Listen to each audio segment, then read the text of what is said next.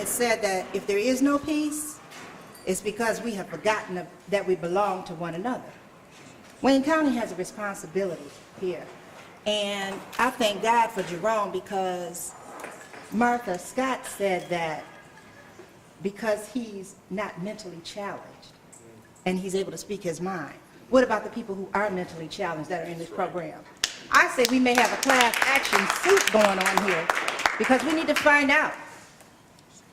They may still be in their homes, but are they getting adequate care?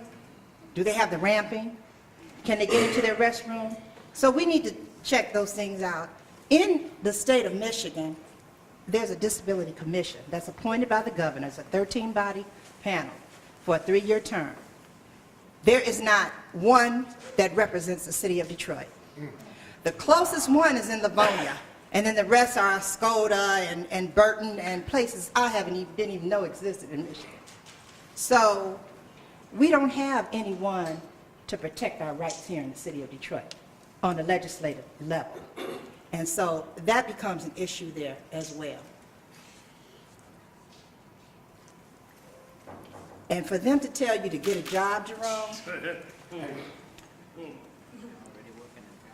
there are all types of problems with that. Okay, you get a job. Then they cut your Social Security because you're making a little more money. Then you get sick. Then what happens when you can't work anymore, but you have to reapply for Social Security? You fall through the cracks.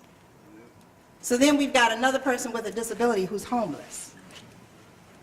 That adds and magnifies the problem. It's a disgrace. It's really a disgrace. They're disrespecting our rights. They've almost segregated us and made us a different race. So I went online and I checked the census because I just wanted to find out exactly how many people in Wayne County were disabled. 6.6% of the men are disabled and 6% of women are disabled in Wayne County. The government only requires that 5% of public housing is accessible.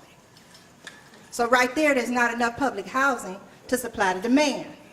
So here we have a program that Community Living Services has. Community living, that's the operative word. So if we can't go to a housing project and all of the places are rented out, there's not enough housing there for us to live in, then we have this program that we qualify for, but then they're going to yank the rug from up under us. On the Section 8 program, there's no provision that because you have a disability, you automatically qualify for Section 8. So what do? I say we got a class action suit going on here. I say we do. When Kwame Kilpatrick was in office, he made an agreement with the Justice Department to make our city accessible. This building wasn't even accessible for us to come into today.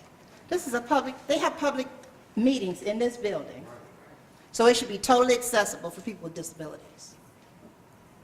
The city county building, the restroom, for God's sake, on the floor with the chambers is not accessible. It's in the basement.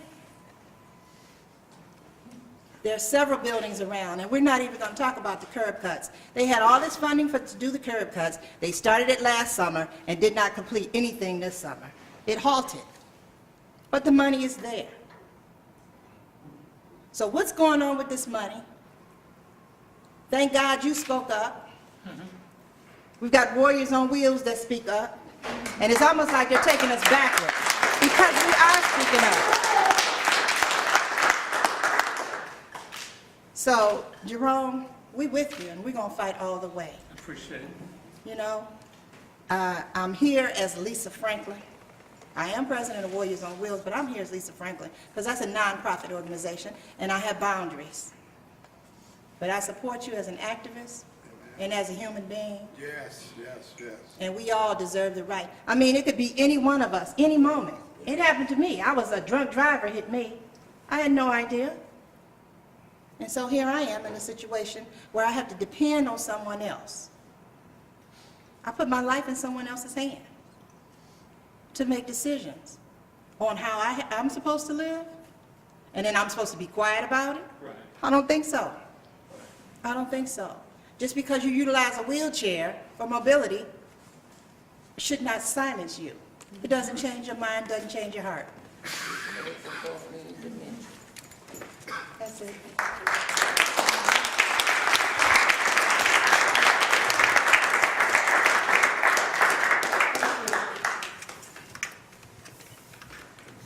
Thank you. Excuse me. Thank you, Lisa, for speaking and for the work you do with disability rights, social justice. Thank you. Thank you. I'd like to ask, excuse me, Vanessa Fluker also to say a few words.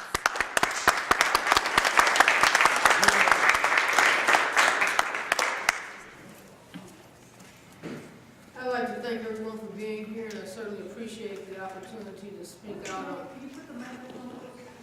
I'd like to thank everybody for that's enough. As Bob was saying, this is not something that's just solely won in the court. In fact, that's your biggest battle.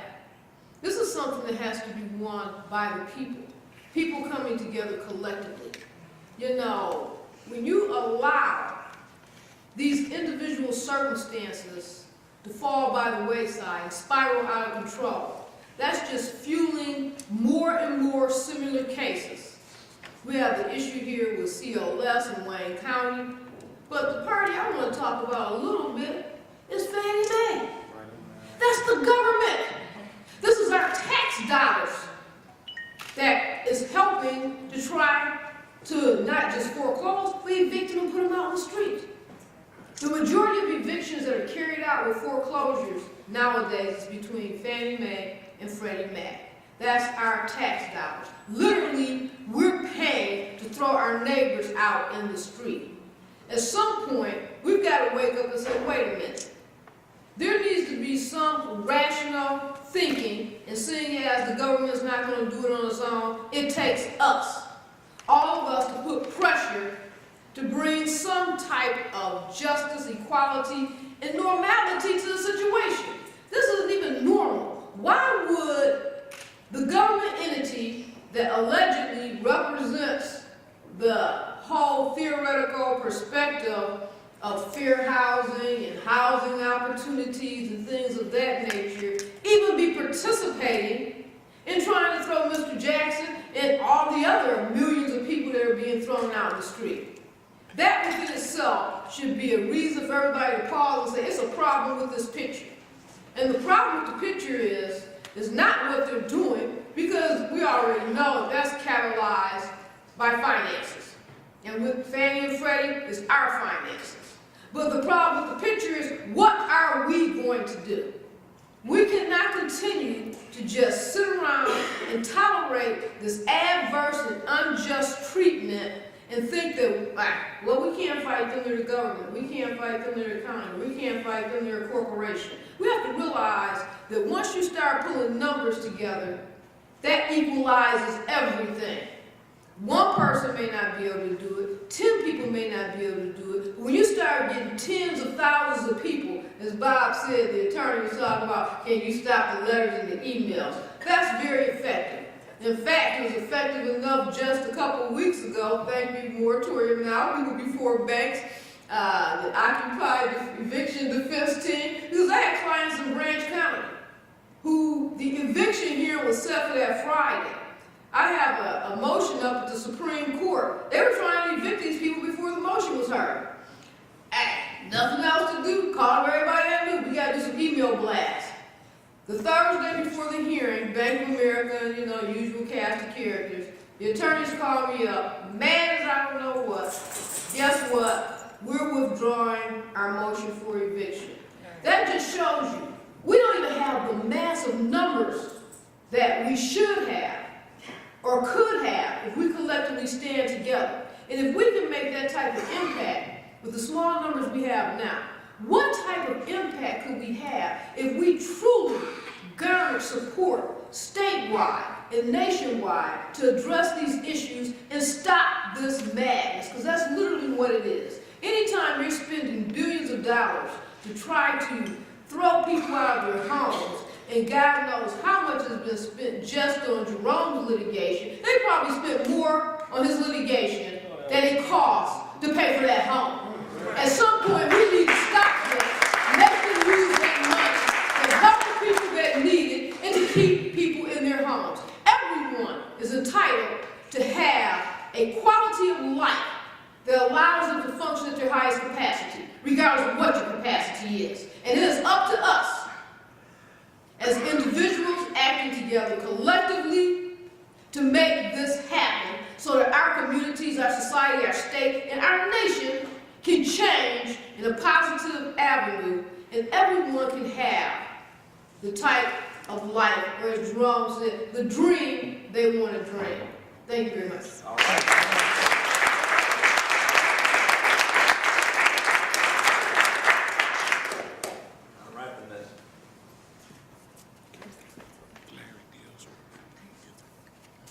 Okay, we'd like to, oh, I'm sorry, did you? No, go ahead, do you have a comment about? Yeah, my name is Rich Feldman, and I'm here to support. Come to the mic. Come to the mic. Come to the mic. Thank you.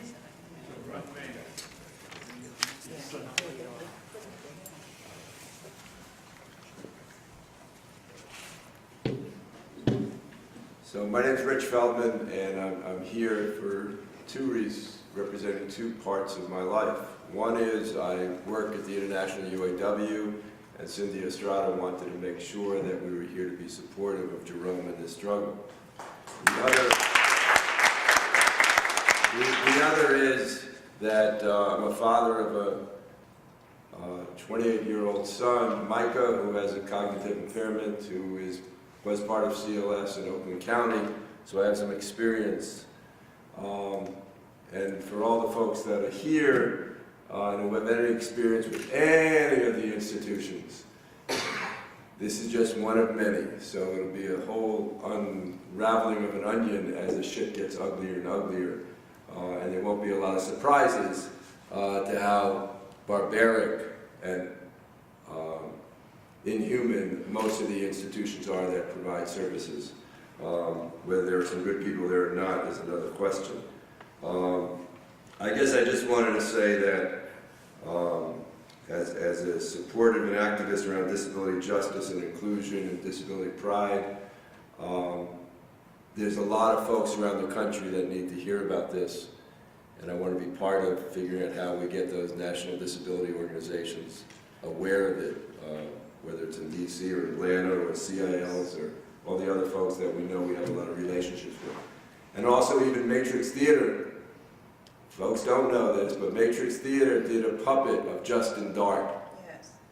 And if you want to get some publicity, you bring in a giant puppet of Justin Dart standing next to Martin Luther King and Cesar Chavez, and you begin to create an inclusive movement that you're talking about, and that we're all talking about. So I think I'm just really honored to be here and want to extend the support and solidarity to Jerome and everyone. Thank you.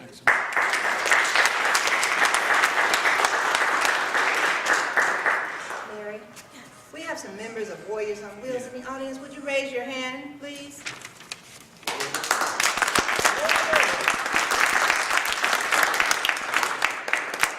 Then I want to give you all opportunity to testify, and I believe Larry Dillsworth would like to speak. This is my new partner, so he gotta come up, gotta come up. Excuse me. Hey, what's up, Johnny? Oh, God. What's up, my boy? Get down. Good afternoon. Good My name is Johnny Rucker. Primarily, I come to speak for my daughter and Mr. Jackson. You got to understand one thing. When this fight started, so did mine. Because the fact that we sit back and we say, where's the money going? Where's the money going? My daughter was stationed out at Our Lady of Providence out on Beck Road in '96. If you remember that, there used to be a Catholic school out there that the Vatican decided to close down.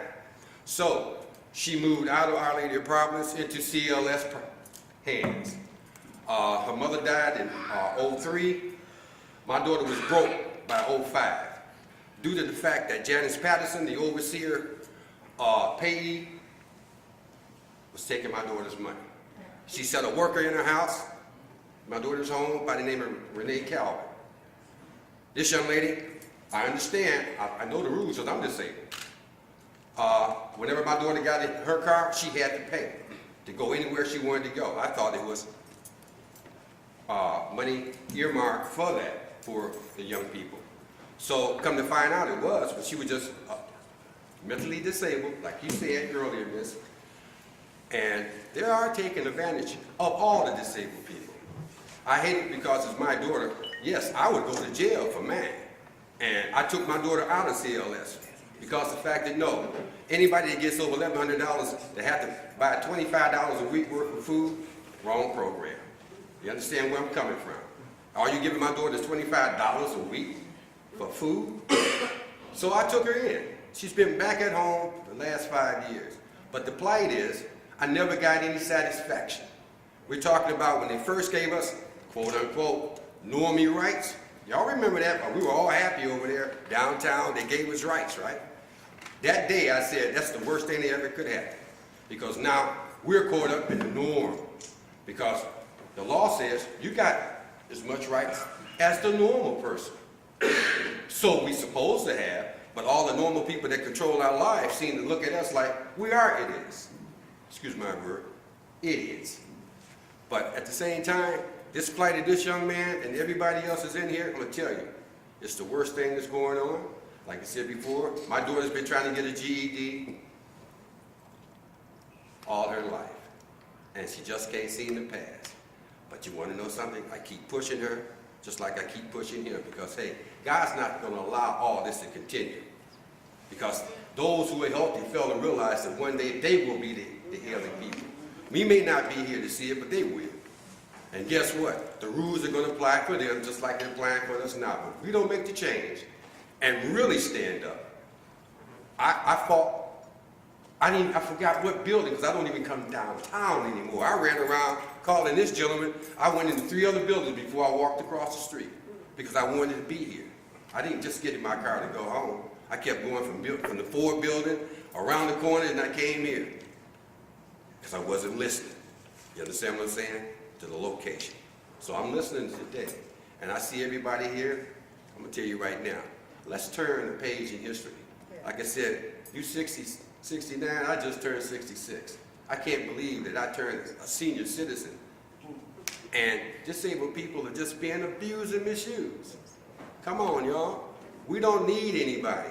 All we got to do is set up a good defense and apply it. So however we do it, I'll die working with you guys. I gave my time for this country, and I'm going to give my time with you guys. This man has been on me. He said, Ruck, come. I be trying, but like, hey, I'm full of activities. And if I leave here, disabled kids are mad at me. I don't show up, he's mad at me. So I don't mind. But the name of the game is I split my life to do something worthwhile. And like I said before, for those who came this afternoon, you should cherish the idea that we are special. Because look at everybody outside that door. They're concerned, but they're not here. They heard you, but they're not here. But that's okay, because I found out few people beat a whole lot of people when you got good minds. So thank you very much, and let's continue to support it.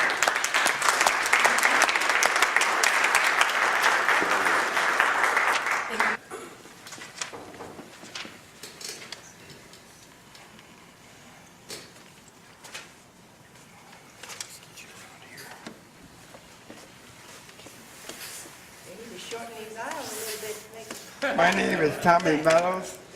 I have been the the chairperson of the Wayne Rick that actually does the contracts for every CPN within Wayne County. My first experience with CLS was when they were running the voucher program for transportation. They couldn't even get the people to sign up for the voucher program. Detroit had to bail them out. Then, 2010, I became a member of CLS. I came to them only to help pay my taxes. That was it. The home was modified. It was totally paid off. What surprised me is the support staff showed up with her supervisor. And they proceeded to do an investigation. That's fine. But before you do an investigation, point one, I'm a registered person that does personal center plans. I know what the personal center plan is backwards. CLS arranged, without my permission or my knowledge, a pre-planning meeting for my PCP. Didn't tell me. Couldn't even get my person because I'm registered. I'm like a lawyer. I'm not going to handle I'm not going to handle my case because only a fool would be a person that facilitates their own plan. So I assigned a person that I went to class with that was certified. CLS couldn't even get the name right. After a year, now I'm legally blind.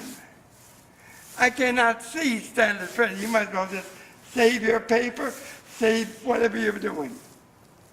First thing I come in, they hand me a book. Can't see it, but hey, I can feel it. Don't do me no good. Secondly, my rights were not explained. Thirdly, they, like I said, they had a pre-planning meeting. With that pre-planning meeting, I had a person from CLS operate as my support coordinator. Not support, my PCP person. I'm like, wait a minute.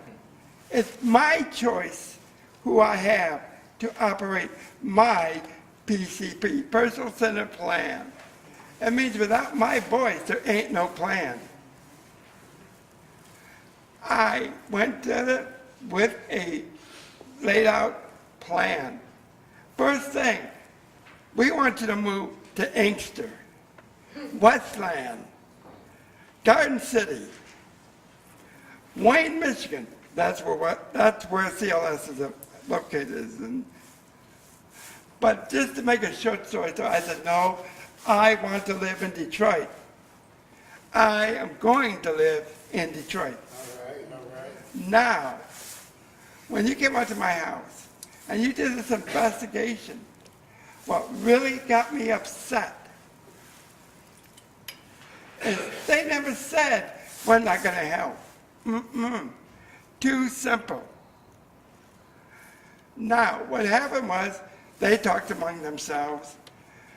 I went to a lot of organizations. They got me a landlord that will work with people with disabilities. Now, because of a personal thing, which I was not even involved in, you had CLS stating to Detroit Wayne County, which I am a member of CFAC, so that report comes to me. Also reported to the state of Michigan. One, I turned down 8 houses. I've never seen 8 houses, but I turned them down. Can't get into them because there's no ramp, so I turned them down. That's neat. What isn't neat is I lost my home because CLS sat on their thumb doing nothing.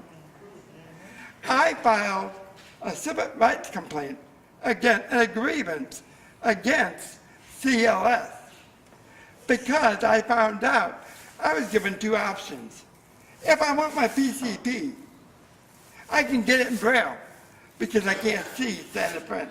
It's too hard for them to go on the computer and then fonts, enlarge the fonts. I can do it.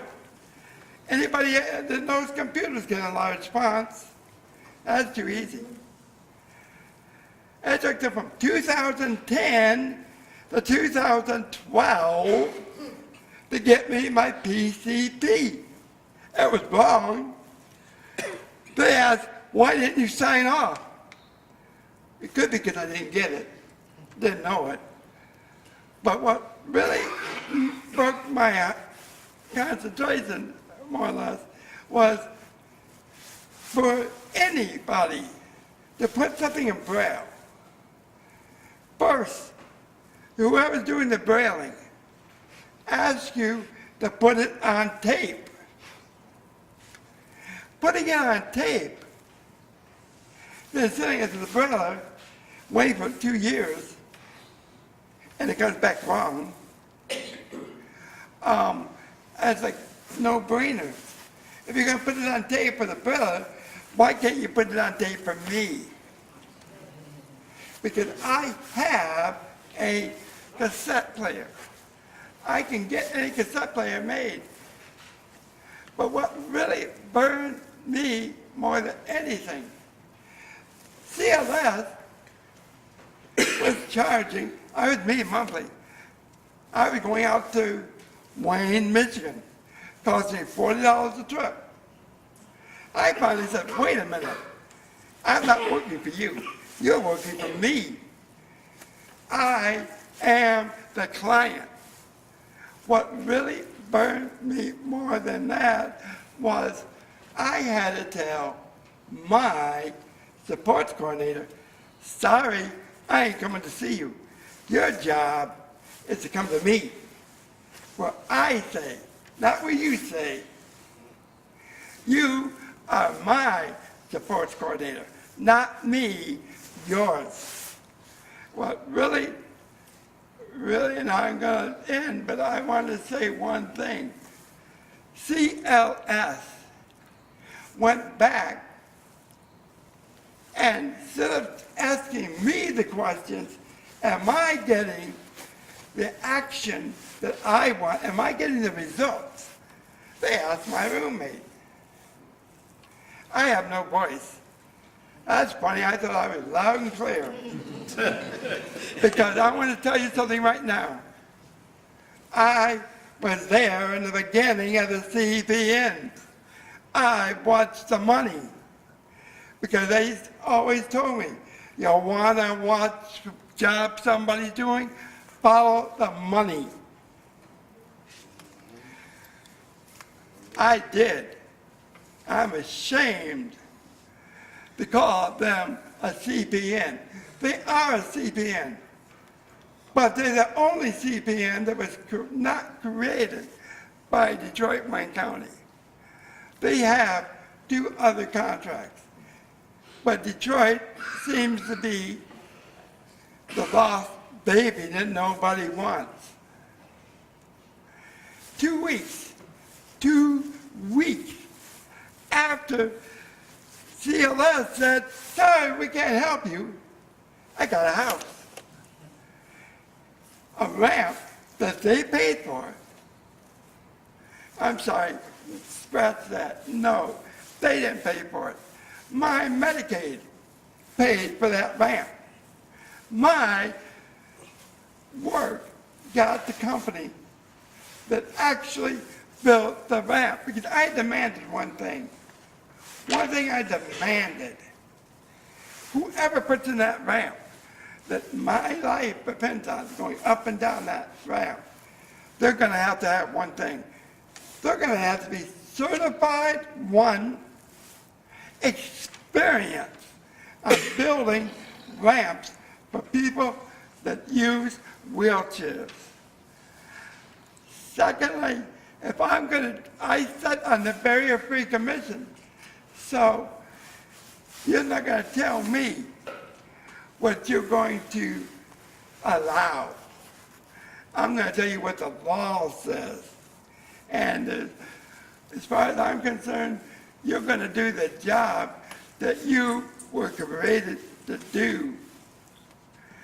And I'm going to tell you right now, CLS has gone back to the same old routine of sending me things in regular files. I sent it back saying, sorry, if I can't see it, I ain't signing it. Thank you.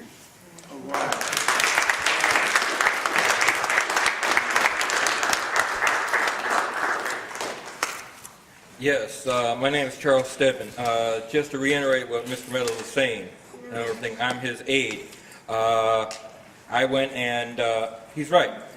CLS took from 2010 to 2012 and everything just to find us a home. We've been in the home that we located after they said we turned down so many homes and everything for the last 8 months. It took them from June all the way up until 2 weeks ago to put a ramp in. And this is only after I called CLS and spoke to a sports coordinator and the people in charge and everything, because I dropped Mr. Meadows twice down a flight of stairs for our porch. After that happened, they had someone come out, because I told them if something happens to him or to me and everything, I would sue them for liability issues. Now, they have gone back on a lot of things and everything. When I first came down here, I had some emotional issues. I lost my mother and my sister within hours of each other and everything on the same day in '97. When I became part of CLS, I was having some emotional issues. I asked for a psychologist to talk to. Psychologist I talked to, right? Can't do anything for me and everything. They wanted to refer me to a psych ward and everything and give me medicine. Just when I just needed someone to talk to, someone that would understand me and everything, someone that I could just have help me get through what emotional problems I was having. Not more than, I'd say, a month after that, I tried committing suicide and everything. CLS has failed in what they were doing. I ended up in a psych ward for a few hours and everything. Luckily, I have good friends and good family, extended family, that helped me talk my way through it and everything, and understood where I was coming from, because they've been there and everything. But as far as CLS keeping their word and helping out when it's needed, I don't see it. Even if they do help out, it's slow to go and everything, get things done. Like I say, I dropped Mr. Meadows down our porch steps twice. Luckily, he stayed in his chair, but I put my back out and my legs for over a week. I wasn't able to move. I almost ended up in a hospital because of it and everything. And when I did call them and let them know what had happened and everything, they finally got off their butt after 8 months after we just got into this new home and everything. 2 weeks to what is it, about a month now that we've had the ramp in and everything. They finally got the ramp in. But like I say, when I spoke to them, when Mr. Meza spoke to them, we insisted on the company being certified and everything, and it being followed by state regulations and everything, and knowing how to put the ramp in for people with disabilities that use wheelchairs. I have a question for you, Charlie. Yeah. Are you and Tommy in the same program that Jerome is in? And did they offer that program to you? They tried offering us a place in Inkster, Okay. Westland, Hamtramck, Wyandotte. So when you requested to stay in Detroit, were they approached with the question of why can't you build us a home in Detroit? That never even came up and everything. They just looked for homes that were there. You were at one of our meetings, Lisa, and everything with the people that had offered a home to have fixed up and everything for us. They turned it down 4 times and everything. And all the other houses that we had looked at and decided to check out and everything, Mr. Meadows said himself he couldn't get in and check it out because there are stairs, no ramps and everything. Mr. Robleski, the other assistant, and I went in, checked it out, checked the houses out for accessibility, and took pictures and audio and everything to report back to Mr. Meadows and everything, and put it on his big screen monitor so he could see what was going on. But they never cared one whit and everything. They wanted to do things their way, not the way it should be done and everything for the clients they serve and everything. It's all about big bucks and everything, and prestige and power, in my opinion. And this is just my opinion.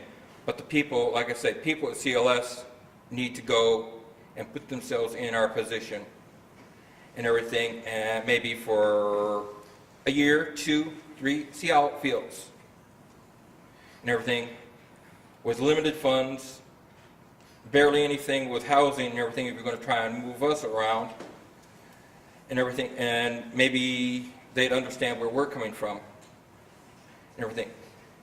We need to band together and fight and everything for the rights that God gave us and that are under our own Constitution for the United States and the state of Michigan and everything.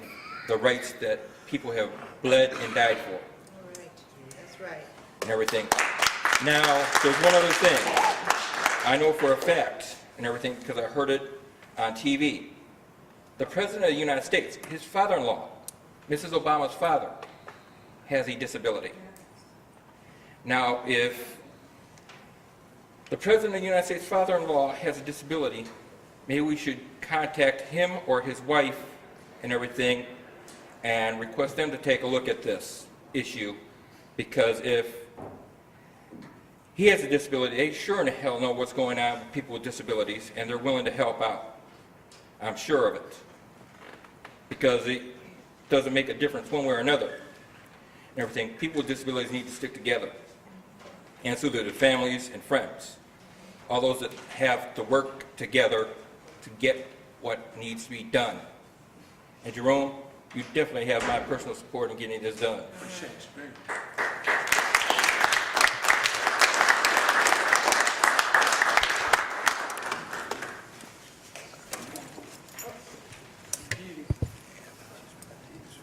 Good afternoon, everyone. And first of all, I just want to thank you, each and every person who's coming here. My buddy Johnny Rucker, who's leaving out, who's an encouragement to me for when I was first injured due to an ulnar injury. Mike, we really appreciate that. Right, I'd like to say our work has just started, and I want to encourage everyone to come to our meetings, grow the movement, build the movement.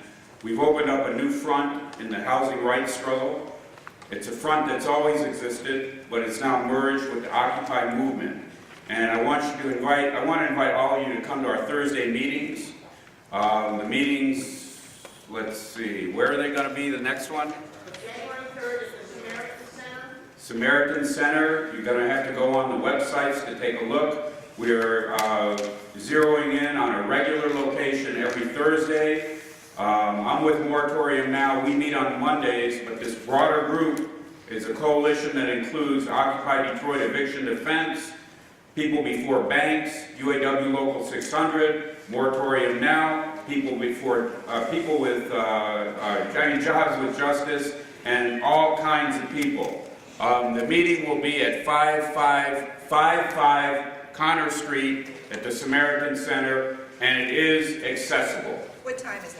It'll be at 6 o'clock. And at some point, we will settle on a regular meeting, but we will meet every Thursday until this crisis is over. and it doesn't look like it's going to be over for a while, so we got to build this movement. Like Vanessa and others have said, we need to take down the housing system and rebuild it for us. I just want to add a couple other things. Fannie Mae was taken over in 2008 by the taxpayers, which means housing in this country has been federalized. It should be operated in the interests of the people. It's not. It's operated in interests of Wall Street and the big banks. It's time for the people to take back our housing industry. Nancy, Oh, just, I want to make sure we have an email address for everybody, because then we can let you know, especially since we don't always know where the next meeting's going to be right now. we have a sign-in sheet. If you haven't signed in, I Make think sure we have Wolf, a legible email address. Wolf has it. Where is the sign-in sheet at? Wolf, oh, no, it's over here. All right.